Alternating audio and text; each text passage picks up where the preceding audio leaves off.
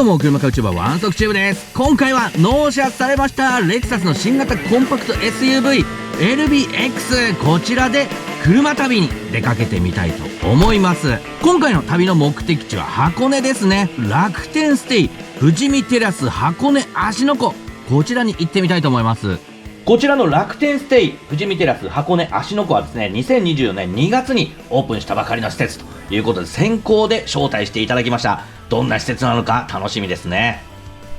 そしてね、動画の最後でお得な割引情報もありますので、最後までぜひ見ていってください。そしてね、LBX が納車されて初のロングドライブとなりますので、高速道路のインプレッションや往復での燃費などもレポートしていきたいと思います。でね、楽天トラベルっていうのはね、使ったことある人も多いと思いますが、楽天ステイは聞いたことがないという人もいるかと思います。楽天ステイはですね、楽天グループがプロデュースする宿泊施設で、現在人気観光地を中心に全国約40カ所でユニークな宿泊施設を展開しているということです。私も今回の利用が初めてなので、どんな施設なのか、どんなサービスなのかをレポートしてみたいと思います。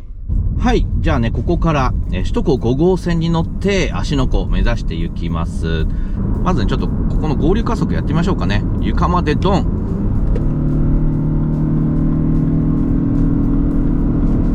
まあ早いですね。十分加速は悪くないですね。でも、音は結構エンジンルームからの遮音性は抑えられてるんですけども、特にマーク・レビンソンつけてるんで、私の場合はですね、マーク・レビンソンつけるとですね、25万円のオプションなんですが、これね、開発者の方にアクティブノイズコントロールって何って聞いたんですけども、いわゆるノイズキャンセリング機能ではないということでした。要はロードノイズとか外の音を拾って逆位相の音を立ち上げてですね、ノイズキャンセルする機能ではなくて、エンジンとか駆動系から来る音ですね、そういったものをある程度こうプリセットされているというかですね、例えば、エンジンがこの回転数の時にはこういう、周波数であるとか、駆動系がこういうスピードで走っている時はこういう音であるっていうのがある程度こう設定されていて、それになっている時にキャンセリングをするというような、いわゆるエンジンルームからとかの子守音と言われるようなものが、抑えられるというのがアクティブノイズコントロールだそうです。いわゆるノイズキャンセリングヘッドホンみたいに外の音を拾って逆位相の音を、出しているとか、そういうことではなくて、エンジンルームとか駆動系の音を抑える機能ということです。でも確かにヤリスクロスとかに比べるとエンジンルームからの音とかは聞こえなくなっているなという気がするので、それは効いてるんだと思います。マーク・レビンソンをつけて、スピーカーの数が増えたりとか音質が上がるという以外にもこういったメリットがあるということなんで、つけてもいいんじゃないかなと思います。そして今、首都高5号線走ってますが、音としてはですね、ロードノイズ、風切り音は、若干聞こえるなという印象ですね。横浜で走った時は、結構静かだなと思ってたんですけど、いつもの自分の道で走ると、路面の状況によると思います。だからちょっと5号線の路面が荒れてるのもあると思うんですが、ロードノイズはそれなりに聞こえてきているなという印象はあります。でもですね、LBX はですね、フロントガラスとフロントのドアガラスはアコースティックガラスになっているということで、外の音とかは結構遮音されていると思います。で、プロアクティブドライビングアシストがついてますので、今前の車に近づいているんですが、自動で減速されています。クルーズコントロール中じゃなくても、前の車両に近づきすぎているとき、あとはコーナーに進入することが早すぎるとき、あとは、交差点にウインカー出しているのに減速しないで突っ込んでいくときなどはですね、自動で、減速が入るプロアクティブドライビングアシスト、こちらは、今私はオンにしていますので、減速されたという感じですね。これ納車された時はデフォルトではオフになってますので、オンにしておいた方がいいと思います。あとね、ドライブレコーダーも、ついてるんですが、ついてるというかオプションなんですけども、こちらも、納車された時にはオフの設定になってますので、納車時にですね、営業さんに言ってオンにしてもらう、ないしは自分で選んでオンにするようにしてください。せっかくなんで、クルーズコントロール試してみましょうかね。このボタン一つで、今走っている速度からクルーズコントロールが、立ち上がります。そうすると前の車に追従して、レーダークルーズコントロールが始まります。そしてレーントレーシングアシストは、設定でデフォルトでオンになってますので、今緩やかに右に曲がっていくような、シーンですけれども、このように、車もちょっと怪しいけどまあ過信は禁物ですけども、一応レーンの中央を維持して走ってくれる機能も備わっているという感じですね。今左に緩やかに折れていきますが、ちゃんと危なげなく、曲がってくれました。そしてこちらの LBX にはオプション9万円ぐらいのオプションにはなりますけども、アドバンストドライブというね、高速道路で渋滞時40キロ未満という条件にはなりますが、ハンズオフ、手放し運転、足放し運転までできるアドバンストドライブも用意されているということで、この辺はね、このコンパクトなクラスでハンズオフができる車っていうのは多分初じゃないかと思うんですけども、そういった先進の運転支援もついている。これはね、グッドポイントですね。今ですね、東名高速を走っているところなんですけれども、いろいろね、ちょっと不満が出てきてしまいました。いきなり不満多数という感じになってしまうんですが、もうこれ納車した時から分かってたっちゃ分かってましたが、ドリンクホルダーですね。これ実際使ってみたらですね、使いづらいということで、何があかんかっていうとですね、セブンイレブンとかのコーヒーですね、あれを置いた時に置くだけ充電のスマホと干渉するってことですね。こう置くだけ充電のこのトレーの位置、これもうちょっと深くならんかったもんですかね。 iPhone Pro Max を置くと微妙にはみ出すんですよ。そうするとドリンクホルダーにセブンのアイスコーヒーとかを置いた時にですね、縁が当たってちょっとどっちかが浮いちゃうっていう状況になってて、これなんか検証したのかなっていう位置にありますね。でさらにですね、ドリンクホルダーがもう1個あるんですけど、それが肘置きのところをスライドさせて使う感じになるので、ここに要は長いペットボトルとかを置くと肘置きとして使えなくなると。さらにですね、シフト操作がしづらくなると。もうってなるような感じでしたね、これは。そうなった場合はですね、長い方のペットボトルをですね、置くだけ充電側に置いて、で背の低い飲み物をこのアームレストのところに置くと。そうすれば解決はするんですけど、そういうこっちゃないですよね。なんかこの辺のレイアウトもうちょっとなんとかうまくならんかったもんかなっていう気はします。であとですね、これ RX の時もそうだったんですけど、この新しい 12.3 インチワイドのメーターでもまた不満点としてあるんですけど、クルーズコントロールをするとメーターリングが消える謎仕様っていう、これ多分クルーズしてますよっていうのを分からせるためにドライブインフォメーションをあえて減らしてるっていう仕様なんだと思うんですけど、それ消す必要あるっていうのを思いますね。なんでハイブリッドインジケーターだったら別に表示してなくてもいいかもしれないですけど、クルーズコントロール中はね。でも今例えば時速100キロで巡航してて何千回転で走ってるんだろうって、いや静かだな、何千回転で回ってんのかなって見たいと思っても、クルーズ中は表示されてないっていう、なんか微妙におせっかいな機能ですね。でクルーズ中って分からせるんであれば、もうちょっとなんか演出あるでしょって思いますけどね。せっかく全画面液晶なのになんか全然活かしきれてない感じはありますね。マツダほどなんか分かりやすくしろとは思わないですけど、あれも微妙に情報見やすいかって言われると微妙なところもあるんで、なんかね、例えばレーンの情報とかが大きく出るとか、そういう演出でいいのになんでメーターリング消しちゃうんだろう。これはなんか微妙におせっかいな機能だなって思います。なんか若干そのメーカー側の主義主張を押し付けがましいところはあるかなって思います。だからドライブモードセレクトがないスポーツモードがないことに関してもそうですよ。なんかこういったその走りのスパイスっていうのは運転が好きな人だったら絶対なんかあった方がいいと思うんですよね。パドルはありますけど、パスタ屋さんとかに行ってうちはこの味に自信があるんでタバスコもチーズも置きませんって言ってるようなもんなんで、いやそれはお客さんによってはね、ミートソースにはやっぱチーズかけたいでしょって人もいるでしょうよって思うけど、そういうのは許容しませんっていう、このユーザー側に選択する余地を残しておいてくれないのはちょっとなんか若干思想を押し付けてるかなっていう気がします。そこは選ばせてほしいなって思いますけどね。皆さんどう思いますかね。ぜひコメントいただければと思います。いや、私は餃子にはお酢だ、私はラー油だ、お酢と胡椒だっていう人もいると思うんですけど、うちの小籠包は何もつけずに食べてくださいみたいなねそういう感じに近いものがありますよね。今ですね、ちょうど渋滞しました。そしたらですね、アドバンストドライブ、この機能は渋滞中の場合のみ使えますっていう風に出ました。で、今アドバンストドライブなのでハンズオフができてます。やっちゃえレクサスですね。はい、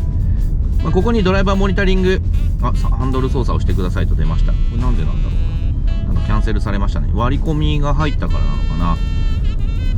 なんか一時的にキャンセルされました。で、このアドバンストドライブがついているとですね、高速道路で、40キロ未満で渋滞中に限りですね、ハンズオフ、手放し運転ができるという機能となっています。で、今30キロ台だったんですけど、今もうちょっとね、流れが速くなってきて、40キロ超えたので、ハンズオフはできませんけども、こういうね、渋滞中にハンズオフができる、機能がこちらの LBX には備わっているということで、小さな高級車って感じしますよね。あとですね、今回マーク・レビンソンつけましたので、サウンドのチェックと音質のチェックという感じでやってみたいと思うんですが、GoPro のねマイクだとあんまり伝わらないかもしれないですけど、今パッと聞いてですね、若干ちょっとイコライザーをいじって、聞いてみた感じですね。悪くないですね。このコンパクトクラスでここまで音を出してればいいんじゃないかなと思います。ちょっとねサンプルでかけてみましょうかね。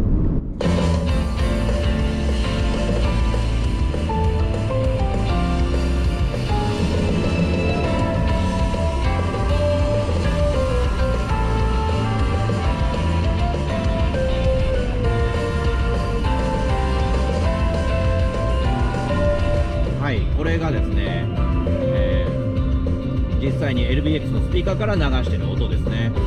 いや、結構このコンパクトクラスでここまで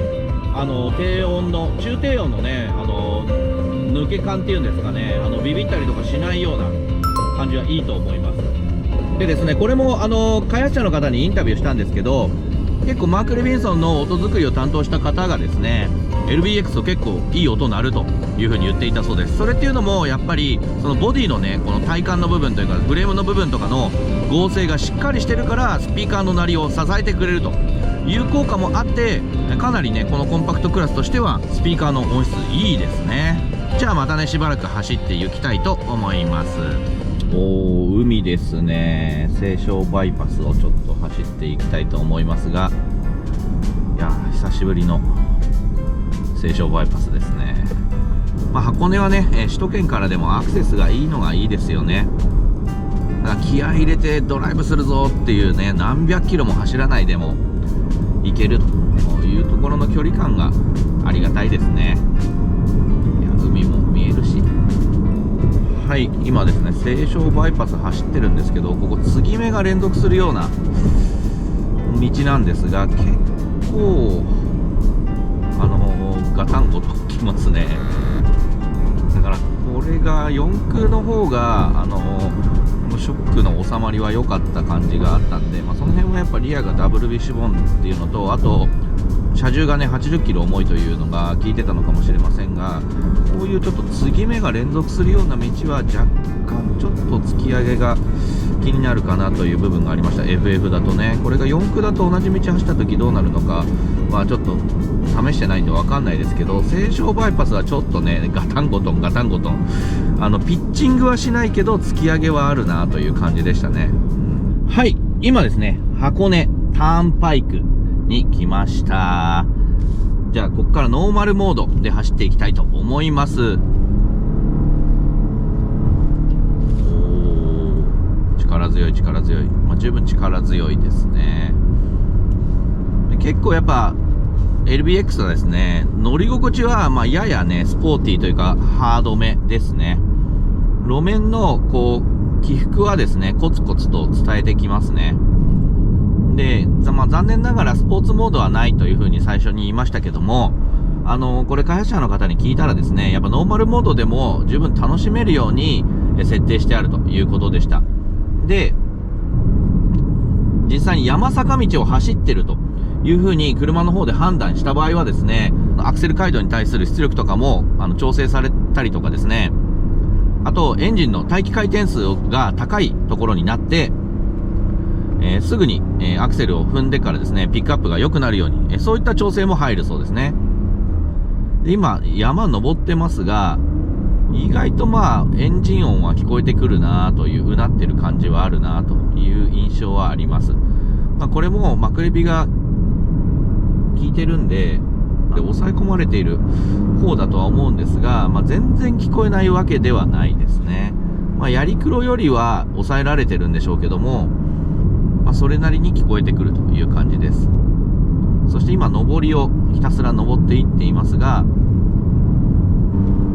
パワーとしては力よりも先にエンジンの回転数が上がってる方が聞こえてきてしまうんで、余裕で登っていくという感じにはならないですけども、ステアフィールはやっぱりいいですね。これはヤリクロより良いかもな。ちょっと切ったらもうすぐにね、ノーズが向きを変えるぐらいクイックですね。この辺の走りの楽しさはあると思いま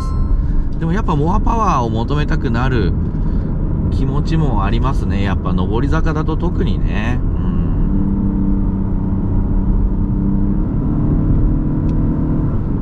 こういう音が聞こえてきますからね。そういう人はね、これから発売が予定されている1.6 リッターターボモデル、あちらを望む方が良いんじゃないかなと思います。でも燃費との両立とかそういうところを考えると、このね、標準の LBX でもいいと思いますけどね。でもやっぱ足回りがスポーティーなだけにですね、こういう山坂道を走っても、気持ちよく駆け抜けていきますね。パドルも備わってるんでね、減速をしたい時とかは楽しめますしね。だから純粋なスポーツモードはやっぱりないので、どうしてもこう上りが続くようなシーンだとエンジンがうなりっぱなしになってしまうなというのはしょうがないところかもしれないですね。でもコーナーもねロールしないし、足回りそしてボディのポテンシャル、ステアフィールはすごく良いですね。やはりだからモアパワーを求めたくなる感はちょっとあるかな。要はシャシーとかの性能が勝ってしまっているっていうやつですね。よく言えばね、使い切れる楽しさというふうに言い換えることもできるかも。でもそうなるとなんかもうちょっと走りのギミックがパドル以外にも欲しいなと思うところではありますね。あんまりシフトアップしてもあんまりシフトアップ感がない感はありますね。でもこれだからダウンヒルとかの方が楽しいかもしれないですね、上り坂よりは。コーナーではもう全然そのポテンシャルを持て余してる感はありますね。そのぐらいシャシーと足回りとステアのポテンシャルは高いです。はい、ターンパイクを抜けまして、これからねお宿向かっていきたいと思います。いや、芦ノ湖ビューですね。で今回のお宿ももう目の前が芦ノ湖の、レイクビューになっているということなんで、めちゃくちゃ楽しみですね。はい、箱根の関所の辺りまで来ました。本当にねここが、箱根のほとりのところで、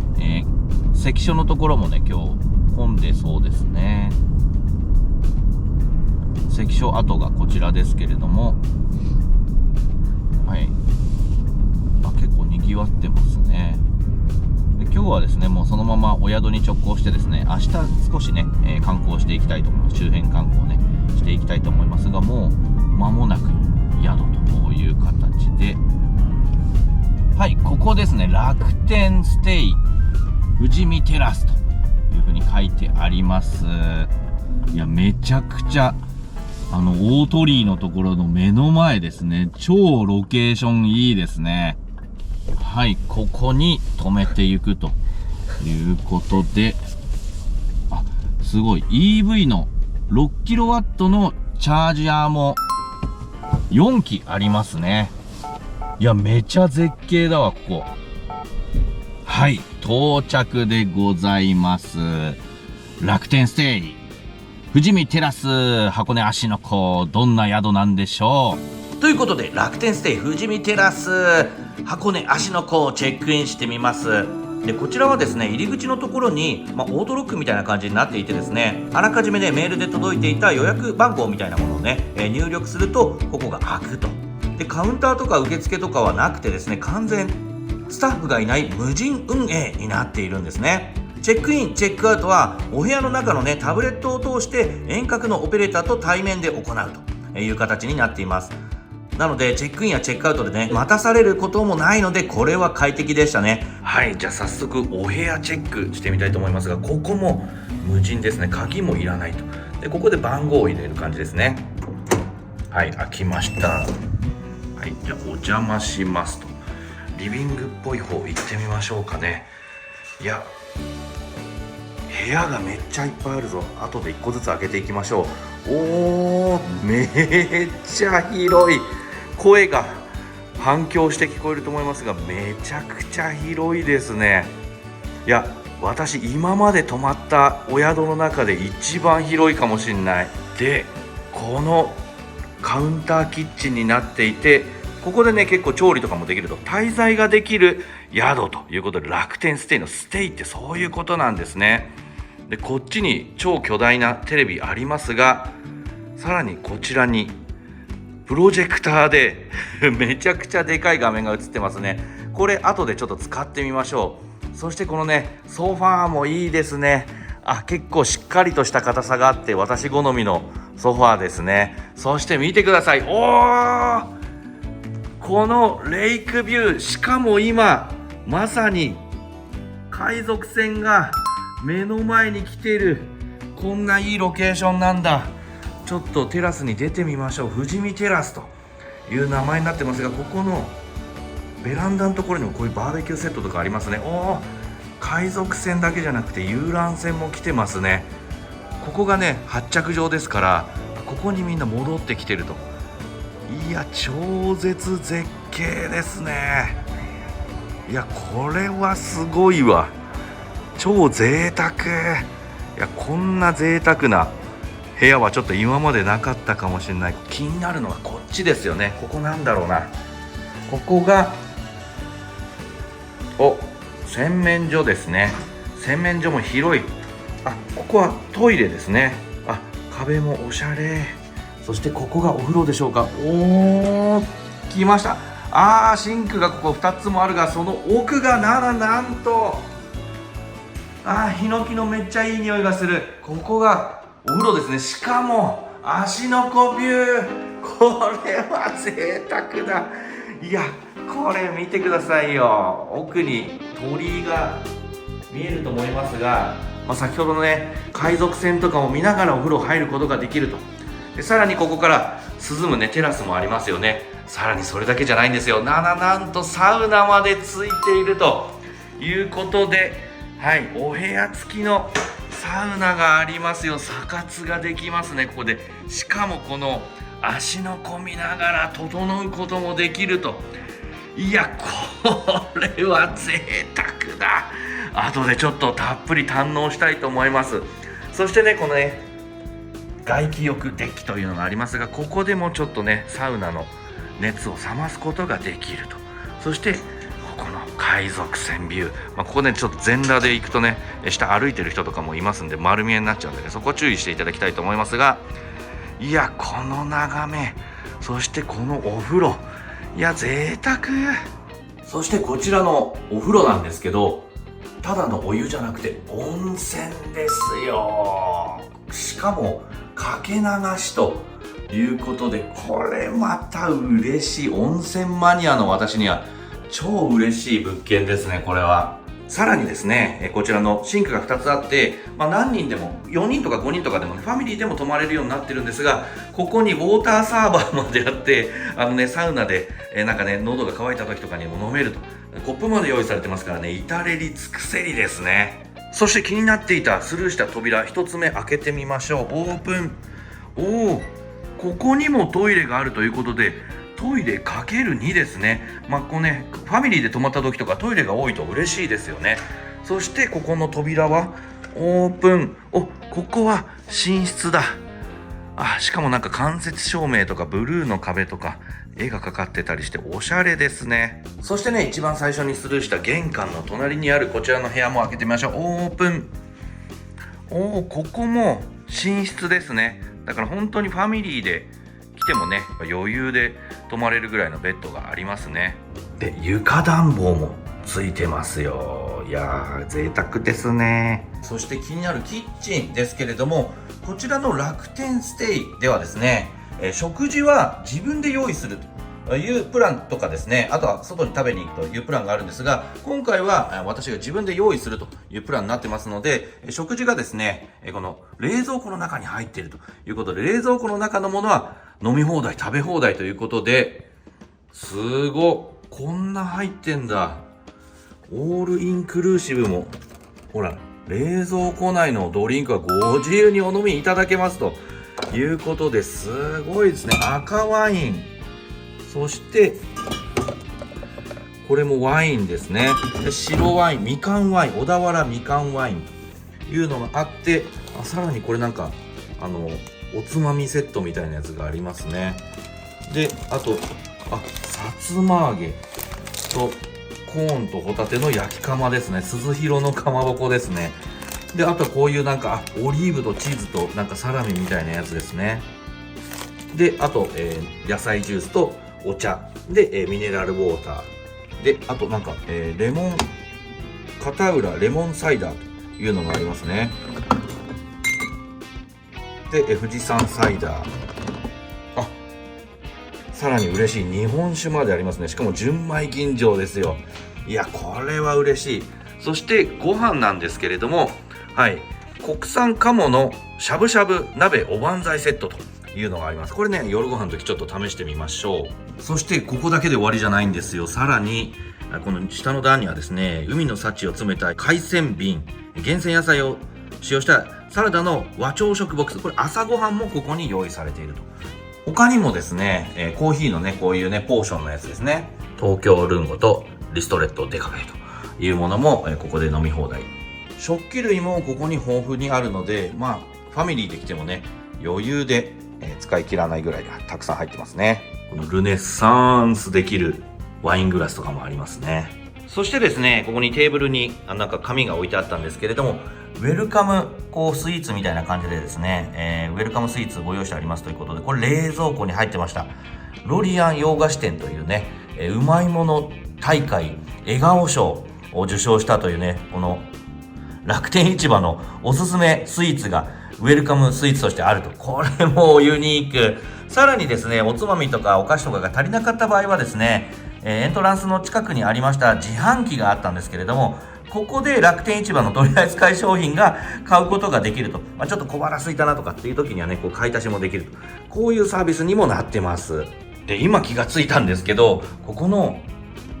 ベランダのところのテラス、こちらにはなんと足湯、カウンター付きの足湯まであるんですね。後でちょっと入ってみたいと思いますが、しかもね、至れり尽くせりなのが、ここにですね、ちゃんとクッションとタオルまで用意してあるんですね。いやー、サービスがすごいな、これ。いやー、富士見テラスという名前がつくだけにですね、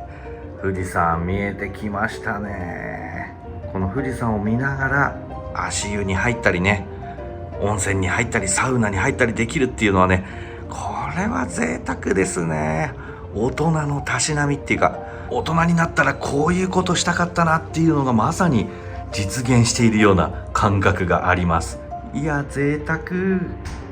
で、こういう家電とかも一流のものが揃ってますね。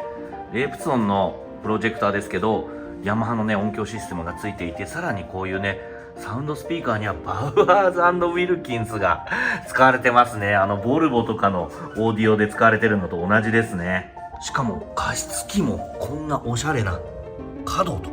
いう加湿器があって、さらにね、サーキュレーター、扇風機、温風機はですね、ダイソンになっているということで、いろいろなこういうね、家具家電も一流のものが揃ってますね。今回ね、泊まったこのサウナがついている部屋はスイートルームになるんですけれども、ペット OK の部屋もあるということで、いや、ここめちゃくちゃいいんで、ちょっとまたね、実家の両親とかクーちゃん連れてね、来たいと思います。はい、このでっかいねプロジェクターで YouTube とかねダゾーンとか Netflix とか、ログインする必要はありますけれども、これで見ることができるということで、ワンソクチューブも見ちゃいましょうかね。いやこれは贅沢ですね。ここでねお酒とかを飲みながら、そしてこちらのねレイクビュー楽しみながら YouTube とかね映画とかも見ることができると。いやこれもいいですね。はい、それではね、ウェルカムスイーツのロリアン洋菓子店の黄金のモンブラン開けてみたいと思います。オープン。おー、こういう感じなんだ。すごっ。はい、出してみましたが、すごいですね。ロールケーキとモンブランが合体したような感じですけど、これを2人で食べるのは結構な量ですが、明日のね朝の分まででもねちょっとゆっくり食べていきたいと思います。はい、じゃあこのね、黄金のモンブランロールちょっと食べてみたいと思います。いただきます。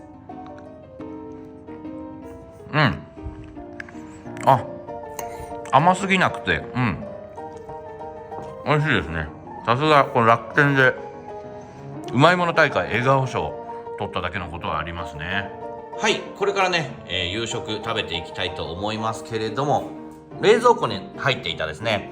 国産鴨のしゃぶしゃぶ鍋&おばんざいセットというものが入っていましたので、これ展開してみました。で卓上のね IH、コンロとですね、あとおばんざいセットですね。おばんざいがこんな感じで、入っていました。であとこちらが鴨のしゃぶしゃぶと、上に乗ってるのがねネギトロじゃなくてつくねですね。で柚子胡椒とかがあると。でこれが私のおばんざいですけれども、あとね鍋がこんな感じであるという感じですね。でだしがそれぞれ鍋用と、あと締めのこのうどん用ですね。このうどん自体もなんか楽天市場で人気のうどんだそうですね。あと湯葉がここに入っていました。これを調理して食べていくという感じですけれども、これ以外にもねなんかバーベキューとかをこうテラスのところでねやることもできるということですが、私は今回この鍋セットにしました。で巨大なプロジェクターでワンソクチューブを見ながら鍋をいただくという感じですね。こういうのもいいですね。で調理法なんですけれども、ここのね QR コードを読み込んで、そうするとですね調理法がですねスマホで、食べ方をこうね書いてあるという感じになっています。なのでこれに沿って作っていきたいと思います。はい、じゃあワンソクチューブを見ながら、純米吟醸箱根産をいただきます。日本酒ですね。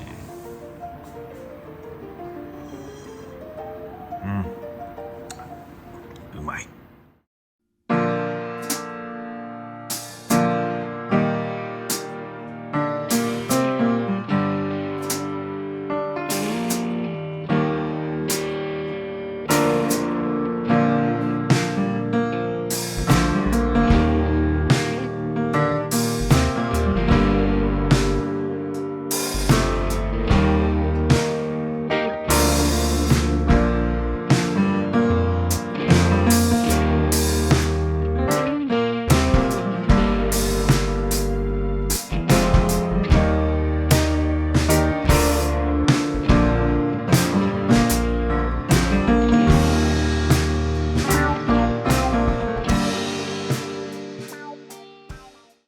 はい、おはようございます。今はですね、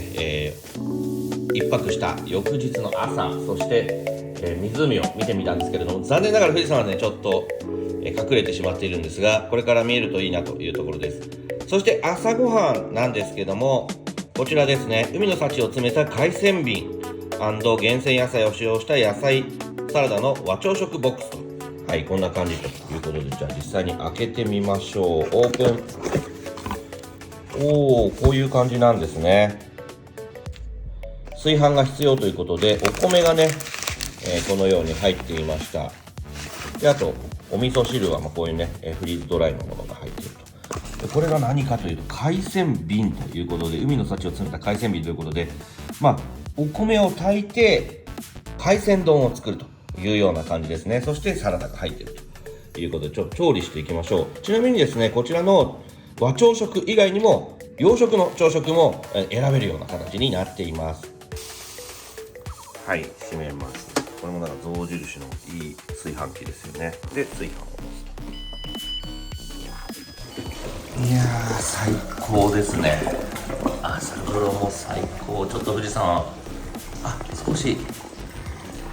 先端が見えてきました。いやーこの風呂は最高すぎるでしょう。このね窓がねこう開けられるっていうのがいいですよ。そうするともう半露天風呂みたいな感じで結構涼しい風がね入ってきてもういつまででも入ってられるという感じですね。普通のね温泉とか大浴場があるところは何時までとか、あと夜入れなかったりとか、あとねサウナもですね朝とか入れなかったりとか24時間使えなかったりしますが、こちらの温泉は24時間好きな時に自分だけのお風呂入ることができると。しかもこの絶景ですから、いやこれはね良かったですね。いやサウナもいいですね。普通ねサウナとかスマホ持ってると怒られちゃいますが、ここだったら誰も気にせずね好きなだけスマホ持ってサウナ入ることができると。で外でね暑くなった時にはこう外気浴することもできると。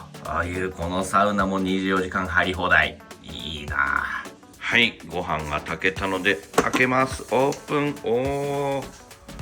美味しそうに炊けております。これでセルフ海鮮丼を作っていきます。はい、セルフ海鮮丼作ってみましたけど、こんな感じですね。いや朝ごはんもなかなかいいですね。そしてなんか普通のお宿だとね何時に行ってとかっていうそういう時間とかに追われたりする感じありますが、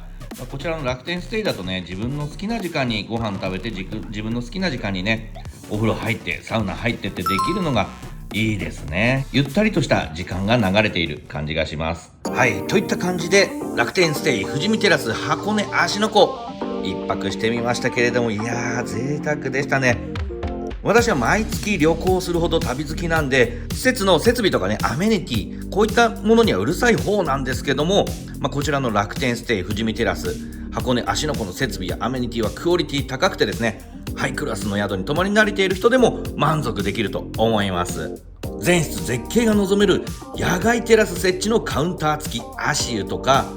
全室でっかいプロジェクター付き、そしてね鍵なしでも自由に出入りできるスマートロック、コンビニも近くにありましたからね。で家具とかね家電とかキッチン用具など生活に必要なものは一式揃っているので長期滞在にもおすすめですね。でさらにワンちゃん OK の宿泊できる部屋もあるということで、本当にね他の人の目を気にしたりとか、例えば小さなお子さんがいて周りに迷惑かけないかとかね心配な人とかもね本当に家族水入らずで過ごすことができます。どんな高級な宿とかホテルでも周りのお客さんがなんかうるさかったり酔っ払って騒いでいたりとか、子供がドタドタ走り回っていたりとか落ち着けなかったりすることもあると思うんですけども、逆に自分の家族に子供がいる場合とかねペットがいる場合とか周りに気を使って疲れてしまうってこともあると思うんですけども、そうしたね他人とのストレスが一切ない自分と家族、友人、恋人だけで過ごせる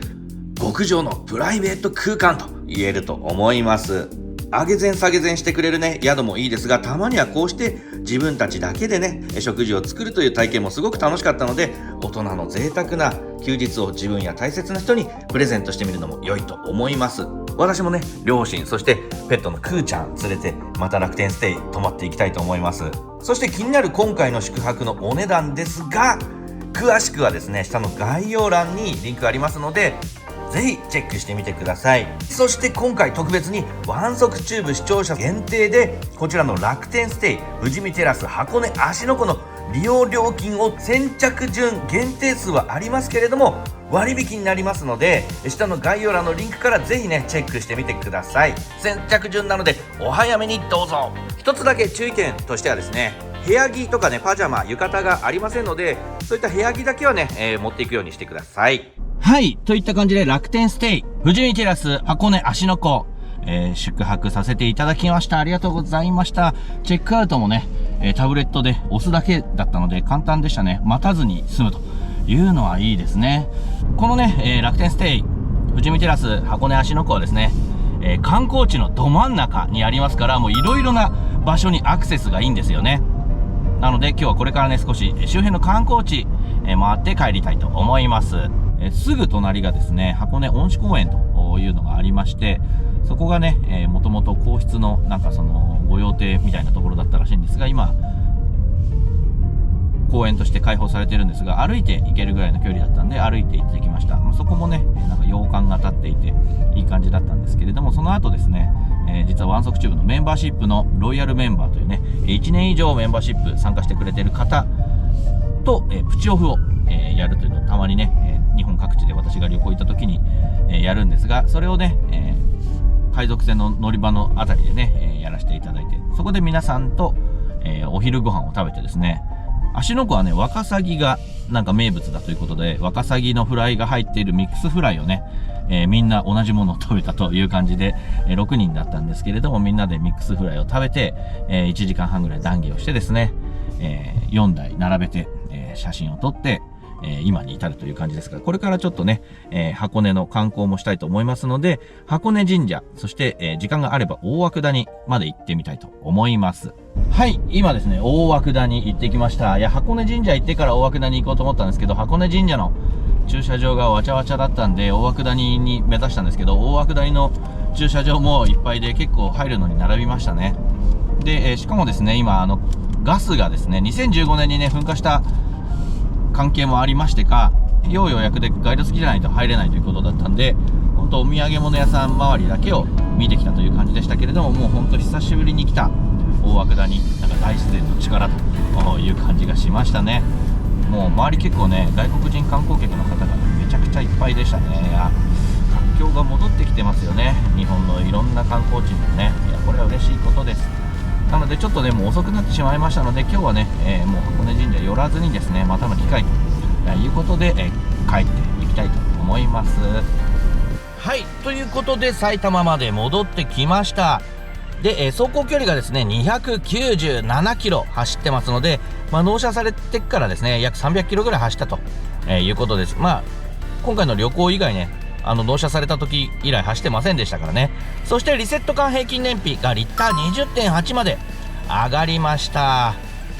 途中ね、ターンパイク駆け抜けたりとかね、大涌谷の山の上まで登ったりとかした中では、こんだけリッター20以上出てるんだったらね、燃費もまあまあいいんじゃないかと思います。そして今回訪れたね、楽天ステイ富士見テラス箱根芦ノ湖、こちらですけれども、ワンソクチューブ視聴者の方に限定でですね、お得な割引情報出てますので、先着順限定数ありますが、ちょっとね、興味ある、泊まってみたいと思った方はね、ぜひ下の概要欄、そしてトップコメント固定でリンク貼っておきますので、チェックしてみてください。私もリピート決定ですね。楽天ステイ、よかった。車でも旅行でも買いたいと思った時、行きたいと思った時がやり時ですからね、好きなもの買ったり旅行行ったりして経済回していきましょう。それではあなたの物欲を刺激する車買うチューバーワンソクチューブ、次回もお楽しみに。